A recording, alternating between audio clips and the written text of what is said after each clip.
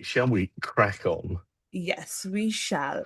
So, we have for our deep dive today, marketing deep dive. So, Chris and I were talking about what we could deep dive because I think the deep dive format was working really well, where we can just focus on one part of the tool, go through some updates. And we realized that while Marketing Studio was released back in Inbound last year, it hasn't really gained a lot of traction because it's still in beta. But there's been a lot of product updates happening. So the Marketing Studio actually looks quite different to what it was released as. So I think it would be a good start for us to go through that, look through some of the marketing um, tidbits, some of the things that have come up, some features we might have shared before, but worth revisiting. And yeah, we'll be covering some of the cool updates with AI and videos as well. We're Um, also we're also open to suggestions, I think, as well, when it comes to things you'd like us to look into where a particular hub or feature has had a lot of updates and you just kind of want us to go through some use cases, how yep, we're going to get the best out of something that's new and how we're going to plug it all together. exactly. So with Marketing Studio, I want to show you the start a campaign prompt, and then we're going to open up an actual campaign I've created. Because when you go in here, now you can see you can generate a campaign with from scratch, with a template. So it's like if you want a lead generation, online event promotion. So the HubSpot gives you some of these pre-built templates that you can work out of. But I really like the generator with AI because you can go in here, it still gives you suggestions or templates. It's like if your brain is like mine, where it really struggles to get started or think of like that starting point, it gives you that starting point. You can describe what your idea is, what you want it to be. You can add additional context in terms of like a file, images, files from your Google. You can also add your AI context to it as well. So something we discussed in our previous product updates of all of these different information that you have, you can add that in here as well, and then you can generate. So I went ahead and this morning I wanted to generate, hold on. Let me go back there. I wanted to generate a Taylor Swift themed Of event course you did. because Of course why you not? did. I'm a huge Taylor Swift fan, a super fan, in fact. So I just told AI that promote Taylor Swift's new album through in-person online events targeting dedicated music enthusiasts likely to purchase all available CDs. So that was my prompt. It became the primary goal. And then HubSpot AI automatically filled all of these options for me, which was awesome. And then it also generated content for me, all of these different content. If you go in here, you can look at them. And if you want to edit them as well, you can click on edit and you don't have to move away from this tab. It's all in this tab. This literally opens up the email section and you can edit it. So this one's already published. So I'm just going to cancel that scheduled email and let it load, edit. Sorry, it's just taking a few buttons. So you can come in here and you can just go in and edit whatever you want it to be, if you want to add more images, etc., etc. And then when you go into your scheduling options as well, I think we've already discussed this. You can optimize send for each contact. It also suggests the best time to send based on the contact list that you have selected. So this says, okay, between 9 a.m. to 12 p.m. based on the list I've selected. And then also under, clicks are not happening today. You can also adjust this send speed. So if you want to send it slow in batches, if you want to send it to everyone. So just kind of protecting your email health as well. Trying to do this. So I'm just going to go back to review and schedule this. And then what this does is on the marketing studio, back to studio, under manage, you have this calendar and it shows up. So you get a calendar view of all of your assets when they are scheduled to go out, and you can basically manage them in here as well. So I'm going to quickly go back to create and show a few more things. And I know I'm rushing through it. So if you have any questions, please drop them. But you can also group by their status and their asset type. So let's say we have multiple people working on this and you want to see who all are who all have scheduled out their work, who all are still working on drafts. You want to go in and edit your own drafts. You can group them by that. You can group them by asset types as well. So you want to say, okay, these are the forms, these are the blogs, these are the emails, etc. You can also search. So let's say I want to say exclusive, and then it comes up as that's the landing page. And if you click on it, it just zooms into that. So just a little bit of like helping you find your assets if you have a lot of different things happening. And then you have the analyze section as well to give you like this is how the campaign is performing. So the marketing studio, I really like it because it gives you that initial head start on things. I would not recommend that this is what you go live with. Have a person Hmm. actually look in, work on this, use this as like the first draft, and then obviously iterate and make it better from here. I love that it kind of takes the pain out of write a blog post, create a form, create a landing page, create an article, etc., etc. Don't forget Yep. the thank you email. It kind of does all of that for you. I think that's really nice.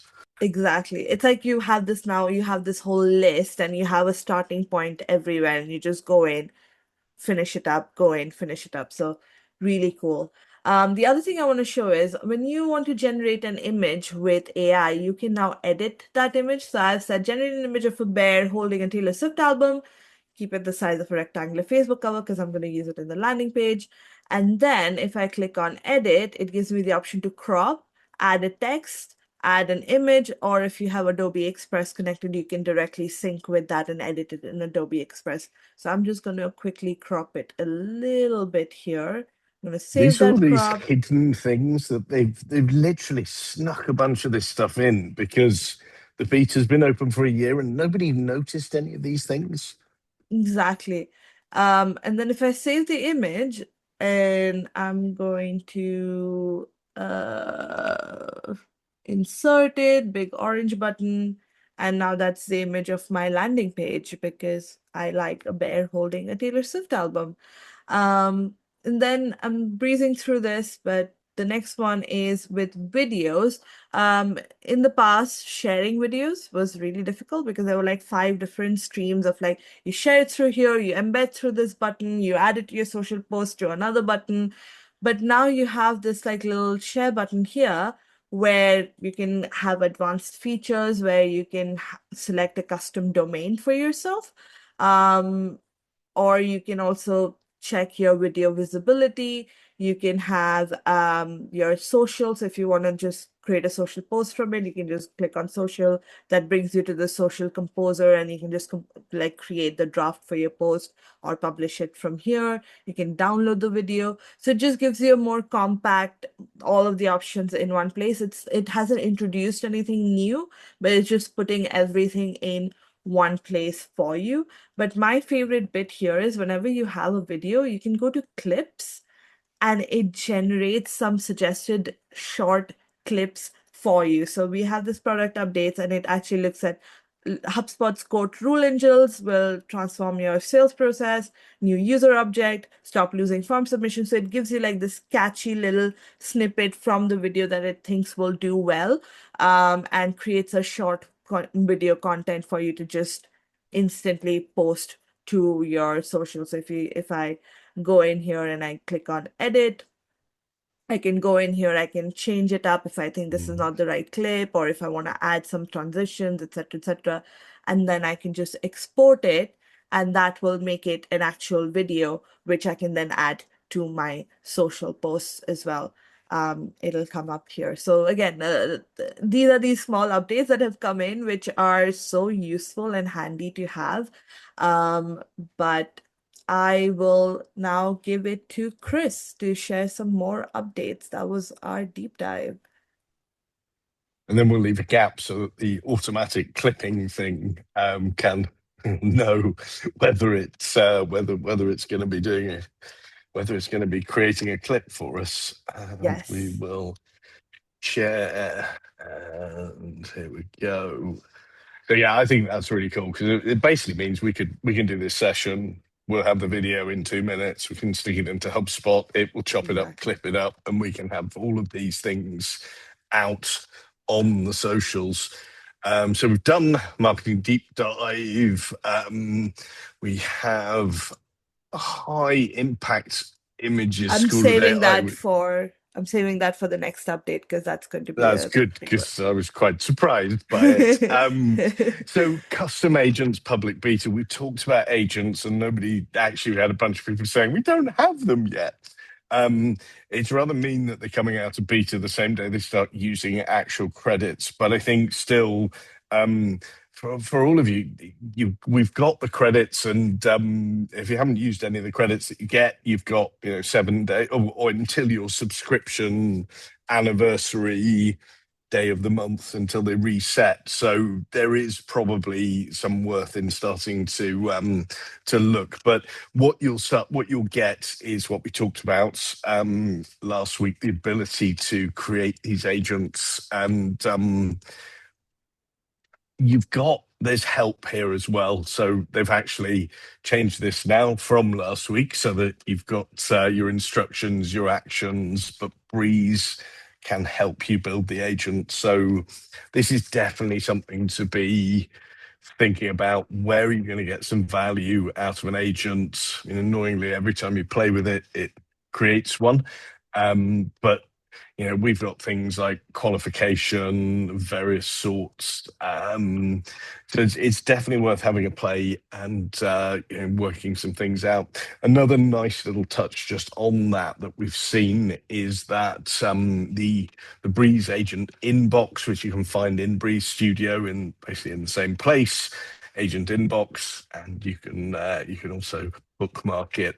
But it's actually going to show you how many credits things are using, which means you can start to get a handle. It also means you can understand the limits that Shalini talked through last time round, which was, I think, actually last week, because we're running this early. So if you missed it, watch the recording, because we cover all of those sort of things. But for example, this is a goals, plans, challenges, etc., consequences and implications. For anybody that is a HubSpot partner, this is the standard HubSpot partner qualification training.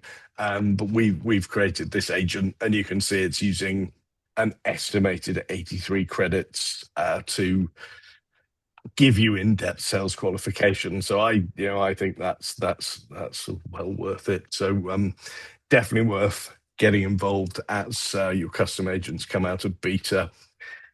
Customer agent insights and coaching. So you've got this customer coaching opportunities page in the customer agents, which actually lives in help desk. Now, I don't have any inquiries that have been resolved by the customer agents, so it's quite hard to demo this. But from what we've found, if it has been resolved by the agents, you're going to have a button up here where you can dig into the whys and the wherefores, so you can kind of analyze. I think it's a lot of us are a little bit unsure about letting AI run wild with our clients. So having the analysis and the understanding of what it's done and why it's done it just allows a little bit of gentle fine tuning. So if you are using the customer agent, have a bash at that one as well. I think it's also really good for just adoption across the team, because then you can see who all are the people who are actively using the agents versus who all might not be, and just trying to get them to buy in and use the agents more. Mm-hmm. Yeah, and I think the more information you have, the safer you feel that it's not going to do something awful. Automatic activity settings for leads. This actually once you go into this, it's a whole really interesting can of worms that you're going to want to probably go through many, many objects. So in our object settings, so we're going to go objects, and we've got our drop down. Counterintuitively, I went to leads first to do that, but actually they're there for leads. But if we go to activities, we've also got, it's well worth having a look at this because they moved some of the things here. So all your email log and track, the fabulous, if you are using Google Suite, I don't think it's there for Outlook yet, but the fabulous historical email imports is there as well. Frequency controls for some of the things, but associations, we can control our objects and our activities. So, for example, they've had all of these here before. Leads has been added, so we can go leads, and we can say emails, and then we can work out what activities we want to bring across automatically to leads. So, associated contacts, log to the most recent, 5 most recent. Associated companies, we can log to the associated company, or if there's a deal, for example. And you'll see, so there are also some other objects down here as well, which are not necessarily relevant. But I would definitely say, if you haven't yet, this is an area to just familiarize yourself with. I mean, even down to, trying to do it smoothly, but objectively fails, even down to contacts, which activities are we going to automatically associate with the contact records? Do we want to log to the appointments, etc., etc.? So small change, leads have been added, but I think it just opens up that whole world of interesting things to look at. Payment link limits and expiration dates. This is a revenue hub. You've got the ability now to create payment links. Mine is called Pay Chris Money, which is hopefully works, but hasn't yet. Nobody's actually sent anything to me. But again, we did that deep dive into Revenue Hub. This has been released since. So we could send somebody a payment link and automatically create a deal at closed one if you need to have deals for reporting. You can limit the checkout, so we can set a limit there. The thing they've added here is the expiration date, so we can set a date when our payment link is no longer going to accept payments. And then it's also worth being aware of the some of the settings that you've got down here around checkouts, confirmation pages, online payment methods. There's a whole world of joy to explore in Revenue Hub, I think, and it's certainly opening up some of the reporting issues. There is also, as you're starting to see in lots of areas of HubSpot, they're actually adding demo videos. So if you are collecting online payments, then do have a look at that one. What is next in the box of delights? This one is a really exciting one, call recording per user and per team. So if we go to our settings and we're going down to calling, so settings down to calling, call setup, we've got phone numbers, but then we've got call configurations. You can obviously do all the things you used to be able to do, but this is the secret new one. So previously, we had record all calls, inbound, outbound only. We've now got custom recording settings per direction number or user. So if we open that up, specific telephone numbers that people are using, there's only a couple in here that we put in, but we can also set users. So for example, if you're going all in with HubSpot phone for your phone calling, and you don't want inbound calls to the HR department to be recorded, then you can start to do those. And let's say we don't want to record outbound calls for certain numbers or certain users. So it's another one of those, give you a bit more faith that you can go nicely all in uh, for some of these things. So, yeah, settings, call settings, and custom recording settings per direction number or user. Conditional logic on iOS and Android. We can't really show you that because I tried, and the whole mirroring thing's really annoying and clunky and frustrating. But basically, what we've now got is the conditional logic that allows you to we select one property. Then it will show another piece of information, another property based on what appears. We can make it much easier to set up contact records on the go. And actually, that's for those of you using the mobile app, it's quite a big thing because it's always been a little bit difficult in the past because it just gives you a massive long list of every property that's got anything to do with it. So have a look at that one. Import progress tracking. So I've turned it on and we're going to try.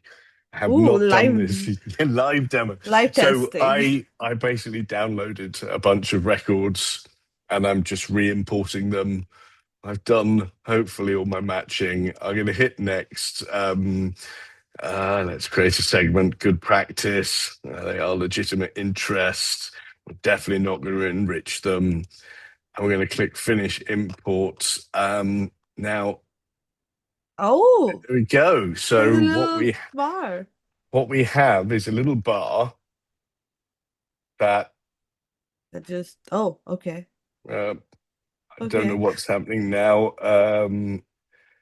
Giving us the contacts, the remappings. I mean, that's probably it was quite a simplistic take stuff out, put exactly the same stuff back in, no Yeah. associations. But you can see, actually, you can see where I remap some things. Obviously, no errors because all my imports have no errors. But it's quite nice that you can see that little bar going along, and I think we'll probably have to test that out on something a little bit more complicated. Yeah, I was importing 245 emails into someone's 245,000 emails, Mm, and that took about 5 minutes where I was just looking at that sand glass. I can't remember, hourglass, that's what it's called. I was yeah. struggling to call that last time as well. Hourglass, but now it has a little bar, so that's nice to have as well. Yeah, Um, I suppose it lets you know that it's not. I mean, it's not I'm stuck. horrified that anybody needs to import 270,000 emails because ain't nobody ever going to look at them. Um, Call me cynical. My final one, meetings calendar is now in the main navigation. If we go to sales, you can see we've got calendar, which again is just that, if you don't have the sales workspace, it's just quite a nice little thing. You can go straight to your calendars. I can see my past meetings. I can see my day. I can see it's the school holidays. So, uh, the ever joy of the school holidays. But you've also then got your meeting scheduler, so you can just click straight through to that. And I think this will increase the uptick. Just people will start using the meetings link a lot more now that they can do that, and you can bookmark it. It's there. I don't have to worry about it. I think from a training perspective, I've always gotten questions about like, oh, can we just see the calendar instead of like going to the sales workspace or the service workspace and trying to look for it there? And it just gives you like this is all. And also, if you connect your tasks to your calendar, your tasks will also show up on this calendar. Mhm. So the first thing you do in the morning is look at your day, and you can see all of your tasks, all of your meetings, all put together in the same place. So that can be really useful. Yeah, nice. Um, And Mm. that's all my ones. I'm gonna hand Yes. back, aren't I? So Yes. we're Doing a bit of tennis. messing around with the format. Yeah. Gentle volley over the net.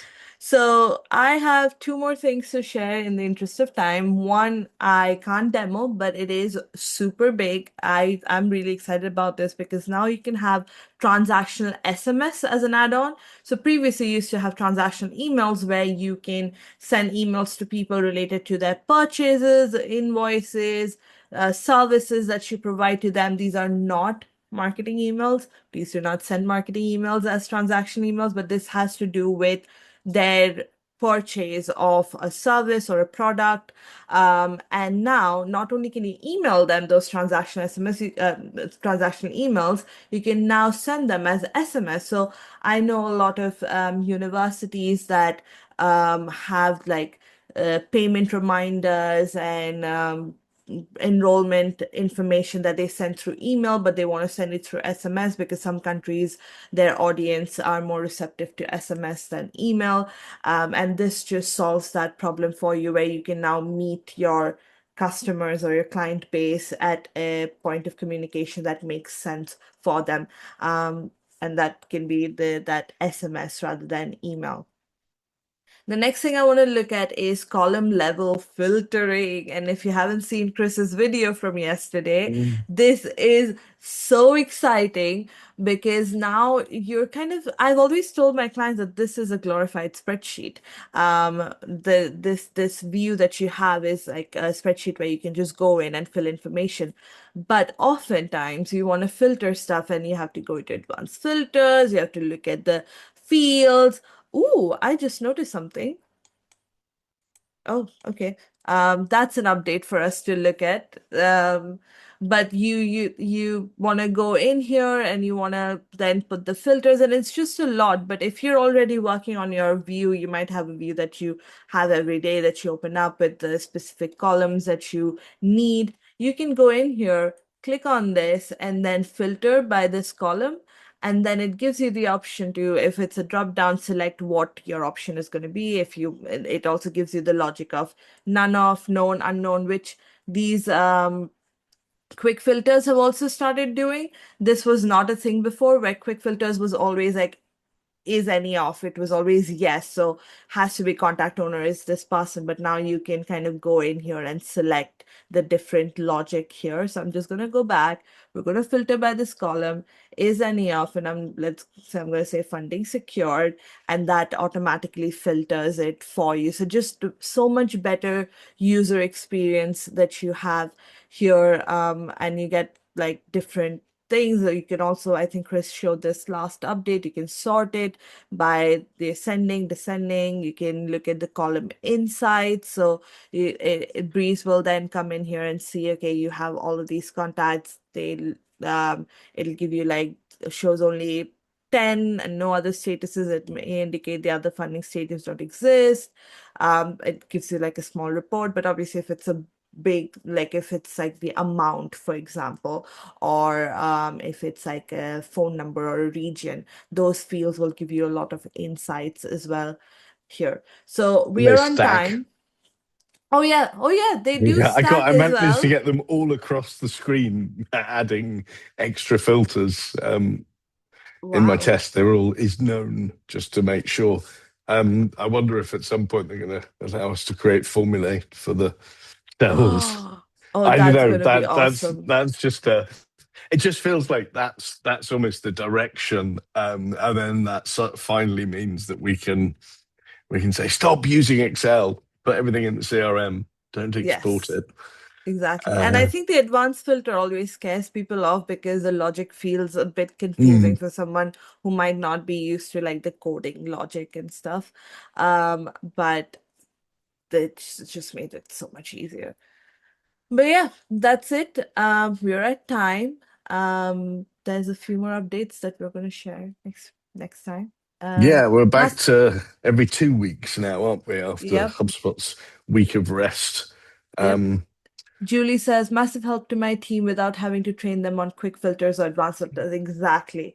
Uh, I've done so many training sessions where I have to like really explain it to them and they still lose their mind over advanced filters. And now you mm, just go to the column, filter it by that column, and just much easier interface.